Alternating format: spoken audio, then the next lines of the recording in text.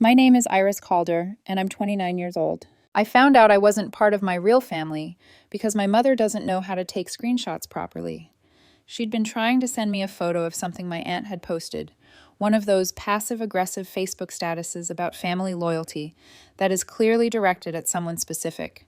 Mom wanted my opinion on whether she should comment or just privately text my aunt. Standard family drama, the kind I'd learned to navigate with non-committal responses like, wow, and that's something. But when the image came through, she captured more than just the Facebook post. At the top of the screen, clear as day, was the header of the group chat she'd screenshotted from. The real family. Not family. Not our family. The real family. The real family, which implied the existence of a fake family, or a lesser family, a family, or apparently the family chat I was in, which was just called family and included me. I stared at the words for a long time without breathing. Then my chest remembered how. I'm the middle child. Victoria is 3 years older, the golden child who could do no wrong. Chase is 4 years younger, the baby everyone still treats like he's 12, even though he's 25. And then there's me, sandwiched between them, remarkable only in how unremarkable I am to them. I have a stable job, pay my rent on time, and don't cause trouble. That should have counted for something. It never did. A secret group chat was new data. It fit a pattern I hated acknowledging. I was still in my work clothes, laptop on my knees, with a spreadsheet I'd been pretending to care about for the last hour. My cat, Hrix, perched on the armrest and blinked at me, like even he knew those 3 words were a verdict. I told myself I was overreacting. Maybe it was a chat for planning surprises for me. Maybe it was innocent. Maybe there was a reasonable explanation. Then I remembered this is the same family that forgot my birthday 3 years running. The same family that planned a trip to Hawaii and didn't tell me until I saw the beach photos on Instagram. The same family that miscommunicated about Thanksgiving last year, so I showed up to an empty house because they'd decided to do dinner at Victoria's place and somehow my invite got lost. Nothing about my family required me to assume the best. Track record suggested otherwise. I opened our regular family chat and scrolled. Victoria coordinating Sunday dinners, Mom sharing articles about health trends nobody asked for, Chase sending memes, Dad chiming in with dad jokes that were more confusing than funny, me participating like a good daughter, showing up, responding, pretending I belonged. But apparently, the real conversations lived somewhere else under a name that didn't bother to pretend. My phone buzzed. Mason, my boyfriend of 8 months, the one person who consistently remembered I exist without prompting. Still coming over tonight? I took a photo of the screenshot and sent it to him with no context. 3 dots. A pause. What am I looking at? My family has a group chat called The Real Family. I'm not in it. Another pause. I'm on my way. Don't cook. I've got dinner. He arrived 20 minutes later with Thai food and a bottle of wine. The quiet kind of rescue that doesn't make a show of itself. Mason set everything on my coffee table, sat close enough for me to feel the heat from his shoulder, and said, "Okay, walk me through it." I showed him the screenshot. I explained. I watched his face cycle from confusion to disbelief to a controlled, simmering anger that wasn't loud but had weight. "Iris," he said softly, "that's deliberately cruel, and if it's not cruel on purpose, it's careless, which still hurts." Or maybe it's practical, I offered. Maybe they use it to plan things without cluttering up the main chat. Then why call it The Real Family? He asked. Why not planning, or adult kids, or literally anything else? He had a point. The name was the whole problem. It wasn't just exclusive, it was editorial, a ranking. How long do you think it's existed? I asked. Does that matter? Kind of, I said, and felt the sentence fray. If it's new, maybe it's about something specific. If it's old... I didn't finish, because we both knew what it meant if it was old. Mason poured 2 very full glasses. What do you want to do about it? That was the question, wasn't it? I could confront them, demand an explanation, force them to put words to what they'd done. Or I could do what I've done my whole life, swallow it, move on, pretend it didn't hurt. The third option crystallized as I watched the red ache of the wine creep up the glass. I think I want to disappear, I said. Mason lifted his eyes over the rim of his glass. Elaborate. They've already cut me out of the real family. They've got their little circle. I'm just making it official by removing myself from the knockoff version. That's nuclear. Is it, though? I asked. They created 2 tiers of family. I'm just accepting my placement. He went quiet, which is one of the reasons I love him. Mason thinks before he swings. If you do this, he said eventually, it's going to cause drama. Once you start, it'll be hard to walk it back. Good, I said, surprising myself with how steady it sounded. Let them deal with drama for once. I'm tired of smoothing everything over and pretending I don't notice when I'm being excluded. I'll back you, he said, whatever you decide, but be sure. I thought about every family event where I felt like a guest, every conversation where they referenced things I didn't have context for, every time I was the last to know about major family news, every birthday they half remembered, every achievement they minimized, every time I felt like I was auditioning for a role in a family I was supposedly born into. I'm sure, I said. I'm done. The first day of silence was easy. I went to work, came home, lived my life. My phone stayed quiet except for Mason checking in and my friend Jessa asking if I wanted to grab drinks Friday. No family chat notifications. No mom asking what I'm bringing to Sunday dinner. Nothing. It felt like taking off shoes that had been too tight for years. Day 2. The family chat lit up with the usual Sunday planning. Victoria assigning side dishes like she was coordinating a surgical team. Mom dropping a recipe. Chase saying he'd be late because of a thing. I watched the messages like a documentary about animals who didn't know they were being observed. I did not respond. Day 3, Mom texted me directly. Iris, are you coming to dinner Sunday? Need to know for head count. The old version of me would have replied immediately, apologized for not seeing the messages, promised to be there. The new version left it on red. By day 4, concern began to curdle into pressure. Iris, you're worrying me. Are you okay? From Mom. Mom says you're not responding. Everything all right? From Victoria. Chase sent a meme with no context, which was basically his love language. I went about my day.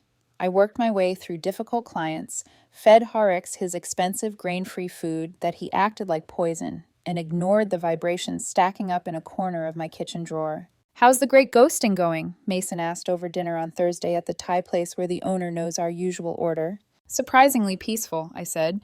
No one's exploded yet. Give it time, he said. Sunday is the test. He was right.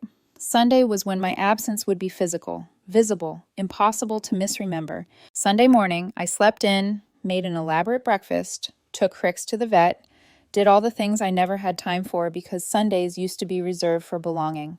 Around 2 p.m., the text started. Dinner's at 5. You're still coming, right? Then Iris. Then, are you seriously ghosting family dinner? That's rude. From Victoria, efficient as ever. I turned off my phone and went to a matinee, an action movie with explosions I didn't need to understand. When I turned my phone back on, I had 17 missed calls and 32 texts. Where are you? We're all waiting. This isn't funny. We're starting without you. Mom is freaking out. What's your problem? You good, sis? And then the kicker from Victoria. We're all in the family chat asking where you are. Why aren't you responding? The family chat. Not the real one, presumably. The decorative one. I took a screenshot and sent it to Mason with the caption, "The audacity." They're spiraling, he replied. Good. Was it good? A trained part of me felt guilty. 29 years of muscle memory telling me to prioritize their feelings over mine. A bigger part felt vindicated. They'd excluded me from their real conversations for who knows how long. Now they were furious I wasn't showing up to perform in the fake ones. I texted Victoria directly. Which family chat? The regular one or the real family? 3 dots. Gone. 3 dots again. Gone. A long silence that felt like a mirror finally angled toward the sun. When she finally called, I let curiosity answer. What are you talking about? No hello, no pretense. The real family, I said. The group chat I'm not in. The one Mom accidentally showed me when she sent that screenshot. Silence, the kind that breathes. I don't know what you think you saw, Victoria started. Don't, I said. Don't gaslight me. I saw the name. I know it exists. I know I'm not in it. More silence. Voices in the background. Mom asking who she was talking to. Victoria muttering, "It's Iris," with the tone that means trouble is inconvenient. Look, she said, lowering her voice like we were co-conspirators. It's not what you think. Then what is it? Sometimes we need to talk about family stuff without, making it a whole thing. Without me, I said. Say it clean. You're being really dramatic. There it was. The default setting. I'd heard it all my life. You're dramatic, you're sensitive, you're overreacting. I'm being dramatic, I said. You have a secret family group chat I'm not in, and I'm the problem. It's not secret. She struggled for a softer synonym and failed. It's just, for the real family, I finished. A breath, the tiniest flinch in a word she didn't say. We should talk about this in person, she tried. Hard pass, I said. Tell Mom I'm fine. Tell Dad I'm not being childish, I'm being honest. Tell Chase I'll send him memes from the outside. And tell the real family the fake family member has excused herself permanently. I hung up before she could weld the story back into shape. My hands were shaking. Fricks headbutted my arm, offended that I wasn't a couch. Mason let himself in with the spare key I'd given him weeks ago, took one look at my face, and said nothing. Just set a takeout container in front of me and covered my hand with his. Good, he said after a while. Hold the line. Somewhere, in a corner of my mind I didn't name yet, a thought flickered. This wasn't just my family's invention. Someone had taught them how to label me. Someone had offered vocabulary. The idea slipped away before I could pin a name to it. I ate. I breathed. I did not go back. On Monday morning, I didn't check my phone before brushing my teeth. It's a tiny rebellion, but the quiet in that 30-minute bubble felt like a room with the windows thrown open. I fed Rix, who blinked his slow blink approval, then commuted to the office with a podcast I barely heard and a steadiness I hadn't expected. My pocket buzzed. I didn't look. At my desk, my inbox was the usual tangle of gentle reminders and circling backs. I answered them like a machine that had finally been tuned. A coworker swung by and asked if I'd join a birthday donut run. I said yes. The sky outside was the color of wet concrete. I liked that it didn't pretend to be anything else. By noon, the unread texts formed a vertical gray wall on my lock screen. Mom, Dad, Victoria, the family thread. Chase sent a gif of a raccoon holding a grape like it had discovered religion. Under other circumstances, I would have laughed. Under other circumstances, I always laughed. At 6, Mason met me outside the lobby with 2 decaf lattes and the kind of look that says, I've been thinking about you all day, but I won't make a speech about it. We walked 3 blocks in drizzle, our steps falling into rhythm, the way they always did. How's the line holding? He asked. Everything in me wants to explain myself, I said, to take their discomfort out of the air like smoke. And? I'm letting it hang. He nodded. It's not your job to ventilate their rooms. I smiled into my cup. You and your architecture metaphors. Comes free with the beard, he said, tugging at it.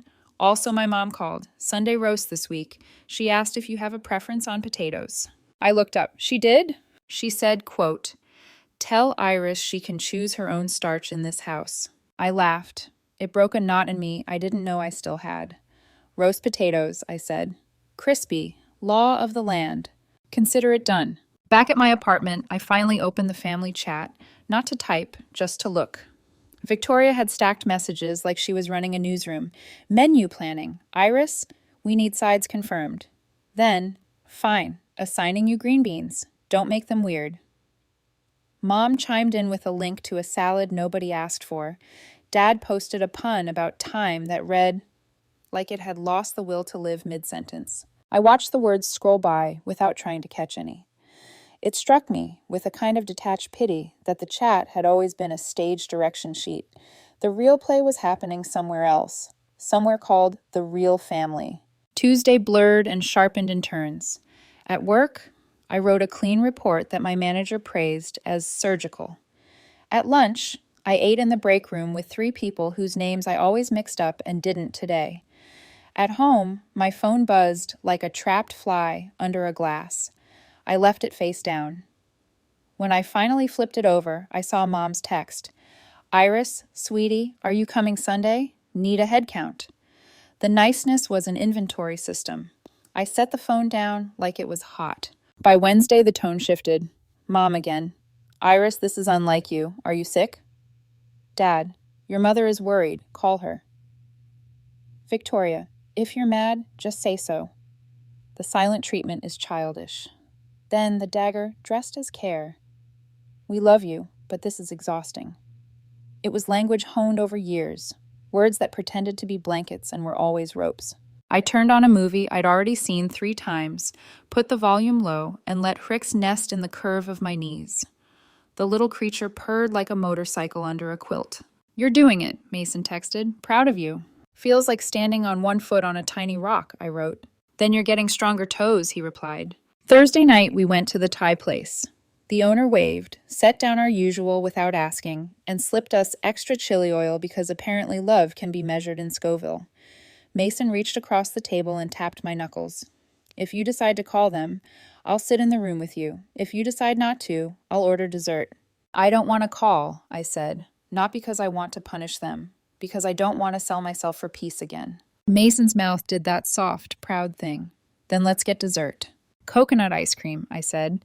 "We are a household that celebrates boundary maintenance." He grinned. "Put that on a throw pillow." Friday at work ended with a fire drill that was not a drill, then was. The whole building stood on the sidewalk pretending not to judge each other's emergency footwear. A man I'd seen around but never spoken to asked, "You okay?" I said I was. It was true in one way and a placeholder in another. The sky broke open for 10 minutes, and everyone cheered like we were in a rom-com. The sprinkling of rain on skin felt like permission. That night, the family chat pinged with a group photo from Victoria's office happy hour. 3 glittering cocktails, one of them hers, captioned, "Life's short. Family is everything." Someone reacted with a heart. It was so on the nose I almost admired the audacity. I took a screenshot and didn't send it to anyone. Some evidence I kept for me.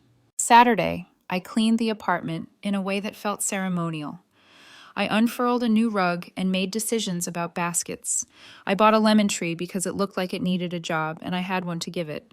Mason helped me move the bookshelf an inch to the left, then kissed me like the world was not a jury I had to impress. We made pasta and watched a documentary about an art heist because I like watching people plan meticulously and then get outsmarted by chance. My phone thrummed on the counter. A new text. Unsaved number. "Hey, it's Chase.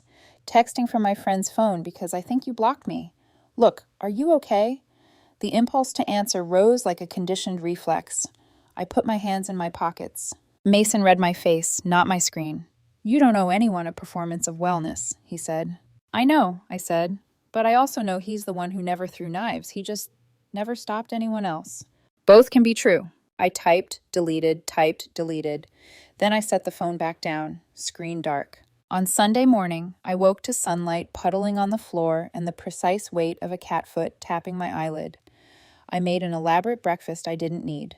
At 1:12 p.m., "Mom, dinner at 5. You're still coming, right?" At 2:03. "Iris." At 2:47. "Are you seriously doing this?" From Victoria. At 3:20, a string of missed calls. At 4:15, I turned off my phone and walked to the little theater on 7th. I bought a ticket to whatever was starting next. Explosions and a soundtrack calibrated to make hearts think they were faster than they were. I sat in the dark with strangers and let the noise sand down the edges. When I came out 2 hours later, the sky had cracked into evening and my phone glowed like a lighthouse that didn't know how to be subtle. 17 missed calls, 32 texts. "Where are you? We're all waiting." "This isn't funny. We're starting without you." "Mom is freaking out." "What's your problem? You good, sis?" "Call your mother. We're all in the family chat asking where you are. Why aren't you responding?" The line that hooked the breath out of me was that last one, from Victoria. "We're all in the family chat asking where you are." The theater's neon reflected in the glass of my phone like a smear of cheap lipstick. I sent Victoria 4 words. Which family chat exactly? Dots appeared, vanished, appeared, vanished. Then nothing. I walked home slowly, like the ground had tiny instructions I needed to read. When I hit my block, Mason was waiting on the stoop, elbows on knees, a paper bag beside him. He held up a Tupperware. "Roast potatoes," he said. "Law of the land." "You're dangerous," I said. "I'm punctual," he countered. "How'd it go?" "They noticed," I said, "but only because a chair was empty." "That's how chairs work," he said. "People only look at them when no one is sitting." Inside, we ate with our fingers. Too hot and perfect to be polite about. After, I washed the tray while Mason dried, and we let the radio burble a song that meant nothing and felt like relief. At some point, my phone started buzzing on the counter again. I didn't flip it. I knew what it would say, a carousel of alarm, guilt, scolding, concern. All the predictable instruments in an orchestra that had never learned a new song. Thanksgiving's in 3 weeks, Mason said, casual, like he'd just discovered a holiday in a coat pocket. I know, I said. My parents want you with us, he added, equally casual, like he didn't want to make it a test or a rescue or a declaration.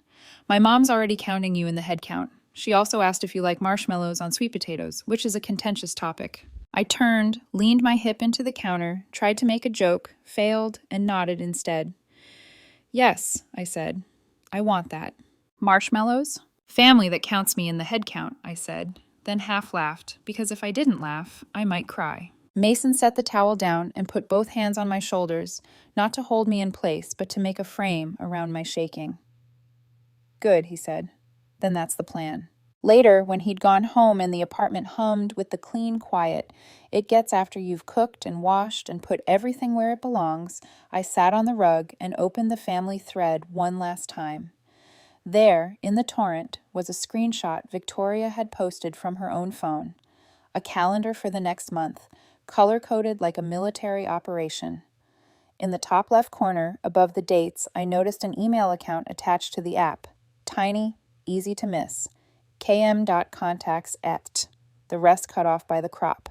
KM. It could have been anything. A coordinator, a shared family logistics account, or just a coincidence that matched 2 letters into a shape that looked like a face. The thought brushed the edge of another thought, something about a person who always helped Victoria label problems, someone who taught our family to sound organized while being cruel. The name wouldn't land. It hovered like a moth just out of reach of the porch light. I let the screen go dark. In the morning, I woke with the answer to a different question. I wasn't going back. Not for a dinner, not for a holiday, not for the familiar choreography, where I kept everyone else's plates in the air while mine slid off the table. I chose the plate with my name on it. I chose the table where I was expected, not tolerated. I chose the door I could open without apologizing for existing in the doorway. The phone buzzed one more time on the dresser, insistent, needy, the sound of someone knocking on a door they never earned the key to. I dressed for work. I watered the lemon tree. I scratched Trix under the chin. I walked out into the crisp air that smelled faintly of snow, even though the forecast had promised none. When the elevator doors slid closed, the buzz finally stopped. 2 weeks passed in a blur of work deadlines and tiny freedoms. No guilt texts responded to, no explanations rehearsed in the shower, no pretending to be fine. When I scrolled through my photos one night, it hit me. There wasn't a single new picture with my family in months, and yet my life didn't look empty. It looked uncluttered. Mason called one morning on his way to work. My mom says you're still good for Thanksgiving? Still good, I said, flipping pancakes while Trix stared, scandalized that none were for him. She also says you should brace yourself for my aunt's secret cranberry sauce recipe. It involves jalapenos. Your family sounds unpredictable, I said. You'll fit right in. The night before Thanksgiving, I lay in bed staring at the ceiling. For 29 years, this holiday had been a ritual of obligation. Mom's overcooked turkey, Victoria's Pinterest-level table settings, Dad's insistence on carving like it was surgery, and Chase scrolling his phone under the table until someone shouted his name. Now I wasn't invited. And somehow I'd never felt more awake. Thanksgiving morning came with the smell of coffee and cinnamon, the kind that feels like a clean start. I dressed slow, deliberate. No one texted. Not even a guilt-driven, happy Thanksgiving from Mom. The silence was surgical, intentional, proof that my absence had been absorbed, not mourned. At Mason's parents' house, warmth hit me like a physical thing. The door opened before I could knock. His mom pulled me into a hug that smelled like butter and rosemary. You must be Iris. I'm so glad you came. Her words didn't have subtext. They didn't need to. The kitchen was chaos.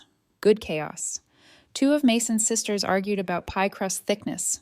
His dad wore a comically large apron that said, "Gravy over everything." Laughter ricocheted off the walls like light. Nobody was pretending. Nobody was performing. At dinner, when his mom asked about my family, I hesitated. We're taking space, I said. She nodded, kind eyes softening. Families do that sometimes. The good ones find their way back. The great ones build new shapes. Her words sat in me for the rest of the night like something sacred. After dessert, Mason found me outside on the porch. "Hey," he said, wrapping his jacket around my shoulders. "You survived your first Calder-free holiday." "Barely," I joked. "Your aunt's cranberry sauce was an act of war," he smiled. "Proud of you." I tilted my head. "For eating something spicy?" "For choosing peace," he said. "You've been trying to earn their love your whole life. You finally stopped auditioning." The stars above us looked faint, smudged by city glow, but they were there, indifferent, patient, eternal. And for once, I didn't feel small beneath them. By December, life had momentum again. Mason and I went apartment hunting, something that felt terrifyingly adult.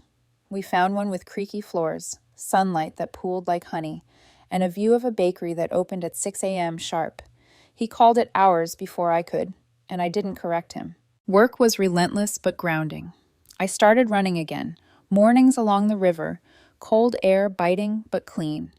The silence from my family became background noise, familiar, no longer weaponized. Until one night, I opened the shared drive for an unrelated project and saw something strange. A document notification tied to my Google account, accessed by KMN.contacts as the same partial email I'd noticed in Victoria's calendar screenshot. KM. The letters rattled around my head like loose marbles. Cara Montrose. The name bloomed in memory. Mason's ex-girlfriend. The one Victoria had stayed close to even after Mason and I started dating. I sat still for a long time. It didn't make sense, until it did. Victoria had once said, months ago, at a rare coffee meetup, "Kara's so good at organizing digital stuff. She helped us label all the group chats properly so Mom doesn't mix them up." Label, properly. The real family. I pressed a hand against my chest. Not jealousy, betrayal in stereo. The woman who once shared Mason's life had also shaped the language that excluded me from mine. When Mason came over, I told him everything. He froze, jaw tight, eyes flickering with disbelief that hardened into guilt. She helped them set up the chats years ago," he said quietly. "It must have stuck." "And no one thought to change it?" He shook his head, voice cracking. "I didn't know, Iris, I swear." I wanted to believe him, and I did, mostly. But something about the symmetry of it all made my stomach twist. The same woman who once held his heart had put my name outside a digital door. Mason sat beside me, elbows on knees. "I'll talk to her." "You don't have to," I said. "This isn't about her anymore. It's about what I accept." He reached for my hand. "Then what do you accept?" I looked at him, at us, at the life we were quietly building without permission from anyone. "This," I said, "only this." 2 weeks later, in the glow of a Christmas light display at the Botanical Gardens, he asked me to marry him. No speech, no kneeling, just his hand, shaking a little. "I want to do this forever," he said. "The small stuff, the hard stuff, the us stuff." I said yes before the question fully landed. We decided on a quick wedding. February, intimate, small. Mason's family, a few friends. Mine, I didn't even know where to start. "You don't owe them an invite," Mason said when we were writing the guest list. "I know, but part of you still wants to prove something," he finished gently. I didn't answer. That night, I opened my family chat for the first time in weeks. The last message was from Chase. Are we pretending Iris doesn't exist now, or are we waiting for her to text first? No one had replied. I stared at it until the screen dimmed. Then I closed it for good. January slid in with its usual gray skies. I unblocked their numbers once, curiosity disguised as closure. 43 messages, most from Mom. The last one, 3 days ago. "Please, Iris, it's Christmas. We need to talk." I didn't reply. I blocked them again. When Mason found me staring at my phone, he asked, "You okay?" I said, "I think so." "What are you going to do?" "Marry you," I said. "Go to Bali. Live my life." He smiled. That's the right answer. The wedding date was set for February 14th. Cliché, maybe, but fitting. Love, after all, was a risk you could schedule. And for the first time in my life, I didn't feel like I was standing outside the real family. I was building one. Our wedding day was cold and bright, a Valentine's Day afternoon where the air felt sharp enough to carve memory into skin. The ceremony was small. 30 people, soft music, candles flickering like they were in on the secret. Mason's family filled most of the seats, smiling like they'd been waiting their whole lives to meet me properly.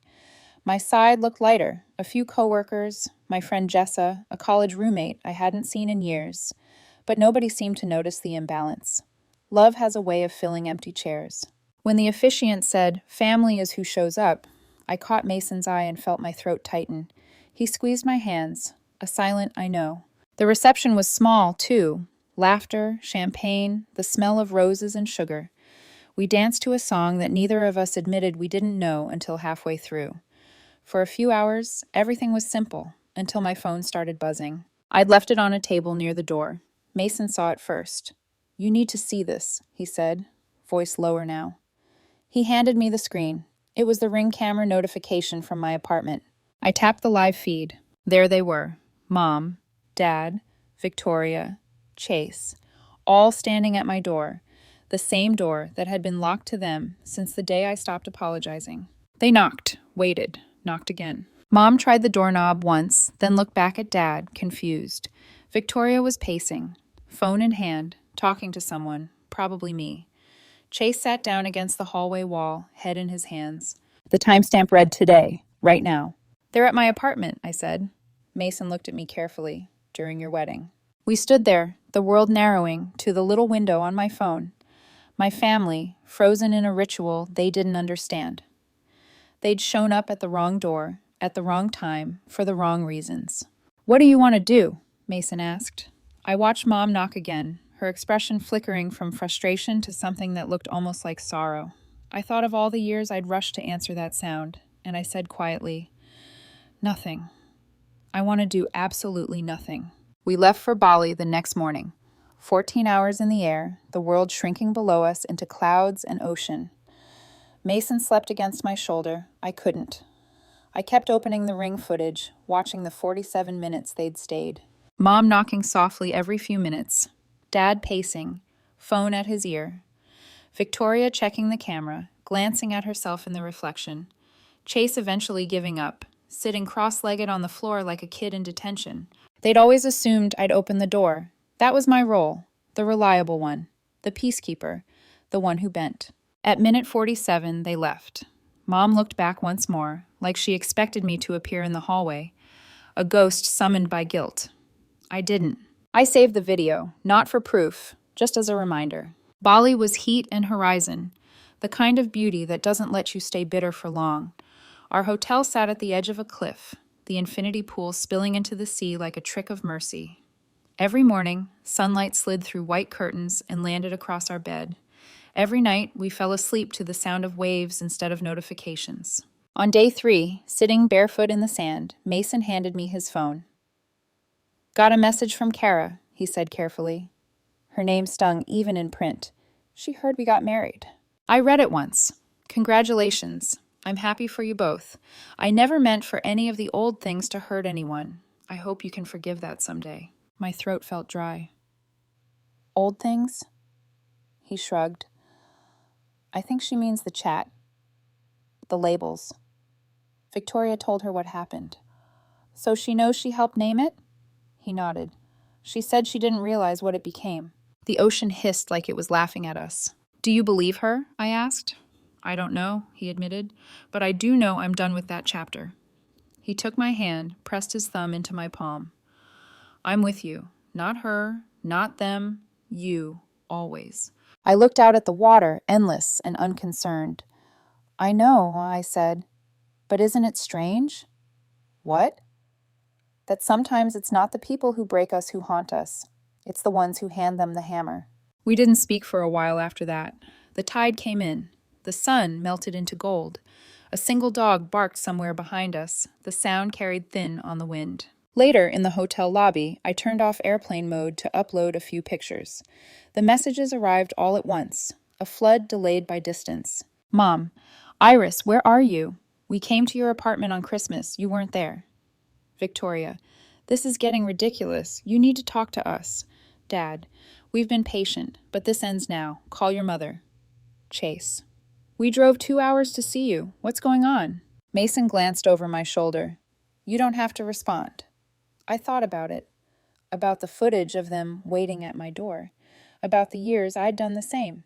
I typed one message, slow, deliberate. I got married. I'm on my honeymoon. I'm happy. That's all you need to know. I sent it to the family chat, the one I was in, not the real one. Let them decide where to forward it. Then I turned my phone off and slid it into the nightstand.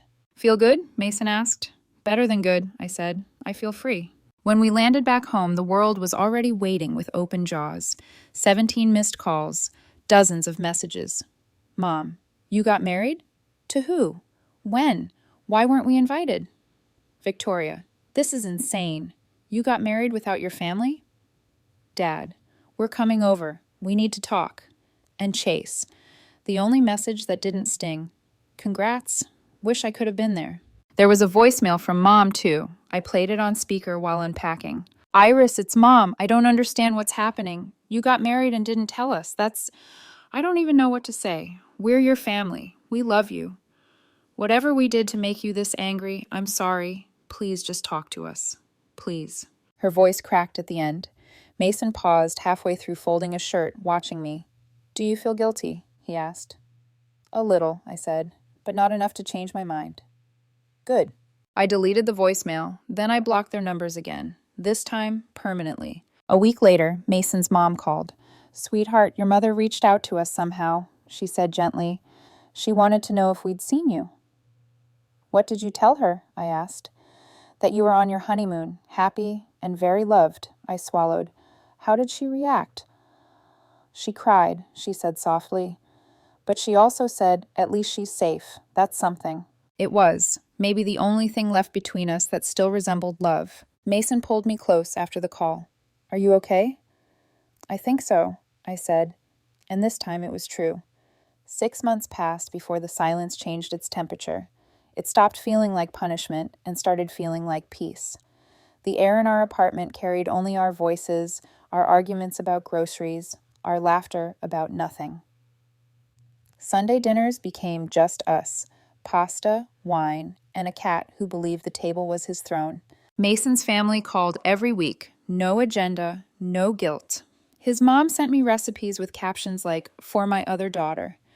His dad mailed us a postcard from every road trip, even if it was just 2 towns over. I didn't realize how much I'd needed that kind of ordinary love. Quiet, consistent, unearned. Then one morning, while I was watering the lemon tree, Mason said from the doorway, Guess who I ran into at the hardware store? I turned, expecting one of his coworkers. Victoria. The name hit like an old bruise. What did she say? She looked different. Tired. Said she was glad you're okay. Mentioned that Mom still cries when your name comes up. I didn't know what to do with that information, so I said, The tree needs more light. He walked over, kissed the top of my head. You don't have to forgive them to move on. I know, I said, but sometimes forgiveness feels like dropping a weapon I might still need. He smiled sadly. You won the war, Iris. You just forgot to declare it over. A few weeks later, my phone buzzed with a number I didn't recognize, a text. Simple, hesitant. Hey, it's Chase. I know you probably won't read this, but I wanted to say I get it now. I sat on the couch, staring. He continued. It took me a while, but I understand why you left. Victoria told me about the real family chat, about Kara, about all of it. I didn't realize how messed up it was until I thought about it from your side. I'm sorry I didn't notice sooner. I'm sorry I didn't defend you. You deserve better from all of us. I read it twice, then 3 times. For years, Chase had been the neutral one, kind, detached, harmless. And in that harmlessness, he'd stood by while the rest of them built walls I couldn't climb. But this message was different. It didn't ask me to come back. It didn't try to rewrite history. It simply acknowledged it. I typed, deleted, retyped. Thanks for this. I appreciate it. I'm good. Married, happy, living well. Maybe someday we can grab coffee. But not now. I'm not ready. I hit send before I could soften it. The reply came within a minute. Whenever you're ready, or never. Just know the option's there. I saved the thread. It was the first message from my old life that didn't feel like a weapon. Spring unfolded slowly. Mason and I spent weekends painting our walls a color, Somewhere between cream and hope, the lemon tree bloomed tiny white flowers that smelled like the start of something forgiving. Sometimes I caught myself thinking about Mom, wondering if she still kept the same dinner routines, if she ever told anyone that the middle child had stopped showing up because she finally understood she was optional. One afternoon, while walking home from the market, Mason said, "You know what my mom told me last night?" "What?" "She said family isn't blood or history, it's attendance." I laughed softly. "Like a roll call?" "Like showing up when it matters," he said. "That's all it ever is." I thought about that for days, how simple it sounded, how far from simple it had been for me. In late May, I got another unexpected message, this time from Victoria. Just a single line. "For what it's worth, Kara's the one who named the chat." That was it. No apology, no defense, just truth, offered like an expired receipt. I stared at it, then at the ocean of silence that followed. And instead of rage, I felt nothing. Not because I forgave her, but because I no longer needed her to explain anything. The real family had been a title, not a truth, and I had already written a better one. I showed Mason the message. He sighed, shaking his head. "You still okay?" "I'm fine," I said. She just confirmed what I already knew. Sometimes the cruelest things are done without meaning to be. He took my hand. "You're still choosing peace?" "I'm choosing presence," I said. "Peace is a side effect." A year after the wedding, the lemon tree bore its first fruit. Small, imperfect, bright. Mason made lemonade out of it, even though one lemon barely fills a glass. We split it anyway. After dinner, he asked, "If your family called tomorrow, really called, would you answer?"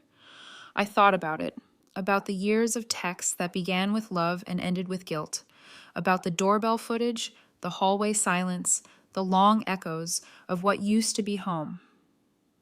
"I might listen," I said, "but I wouldn't open the door."